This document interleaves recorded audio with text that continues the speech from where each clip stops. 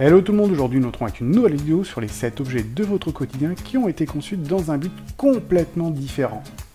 Nous sommes tous habitués à penser que tout a un but, cependant de nombreux objets que nous utilisons tous les jours ont déjà été utilisés de manière complètement différente. C'est ce que nous allons découvrir dans cette vidéo. Et commençons immédiatement par la célèbre marque de soda, j'ai bien nommé Coca-Cola. Le pharmacien John Pemberton, un vétéran de la guerre civile américaine, a fait une étrange découverte avec de la noix de cola et des feuilles de coca. Celui-ci a recommandé aux soldats qui prenaient de la morphine pour des blessures de prendre son étrange mixture. Mais vous l'aurez compris, l'utilisation première du coca était comme médicament car celui-ci était réellement conçu à base de cocaïne.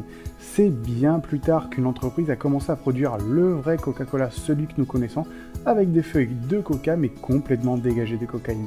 Aujourd'hui, cet ingrédient n'existe plus dans le coca.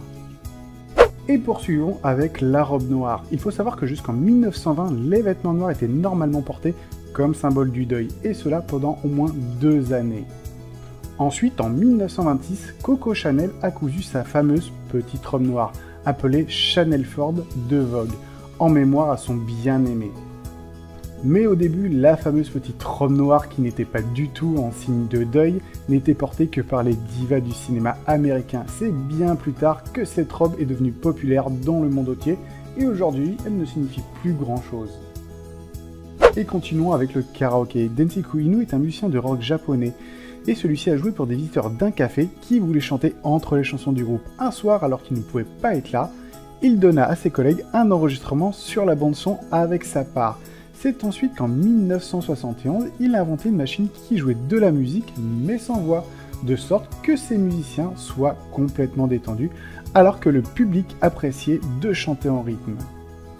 Tout le monde connaît la pâte à modeler, ce jouet destiné aux enfants assez malléable qui généralement ressemble à du mastic avec des couleurs assez flashy et une odeur assez forte pour éviter que les enfants ne la mangent. Mais il faut savoir que celle-ci n'était pas du tout destinée aux enfants au départ. Si vous êtes déjà parti dans une salle de sport, vous connaissez forcément le tapis roulant.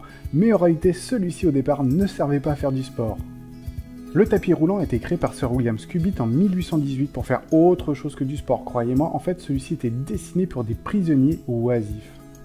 Sir William a donc eu l'idée d'utiliser la force musculaire de ces prisonniers qui faisaient pas grand-chose dans la prison, tout simplement pour broyer du grain. Les prisonniers se tenaient sur une main courante horizontale et marchaient sur une sorte d'escalier sans fin pour broyer du grain. Tout le monde connaît les rubans adhésifs. C'est une invention, en tout cas une demi-invention du Dr Spencer Silver, car celui-ci était en réalité en train d'inventer un ruban adhésif. Mais la colle de son ruban n'était pas assez forte et les objets n'arrêtaient pas de tomber. Alors son collègue Arthur Fry a proposé l'idée d'utiliser cet adhésif qui n'était pas assez fort pour fixer des objets tout simplement sur des petits morceaux de papier comme marque-page. C'est bien après que l'utilisation a commencé à dériver en post-it tels que nous les connaissons aujourd'hui. Et terminons cette vidéo par les talons hauts. Dans l'Égypte ancienne, les talons hauts étaient un signe de statut de haut fonctionnaire qui portaient des chaussures à talons hauts vers des rituels religieux. Et cela comprenait bien évidemment autant les hommes que les femmes. Et pour la petite histoire, sachez que les bouchers utilisaient aussi des talons hauts, tout simplement pour éviter de marcher dans des flaques de sang. Et en Europe médiévale, les talons hauts étaient aussi un privilège de l'aristocratie. C'est bien plus tard, au XXe siècle, que les célèbres talons aiguilles furent inventés, et maintenant aujourd'hui, les talons hauts ne sont destinés qu'aux femmes. Cette vidéo est déjà terminée, n'hésitez pas à lâcher un gros pouce bleu si celle-ci vous a plu, n'hésitez pas à proposer d'autres sujets pour d'autres vidéos, et nous nous retrouverons vraiment très prochainement.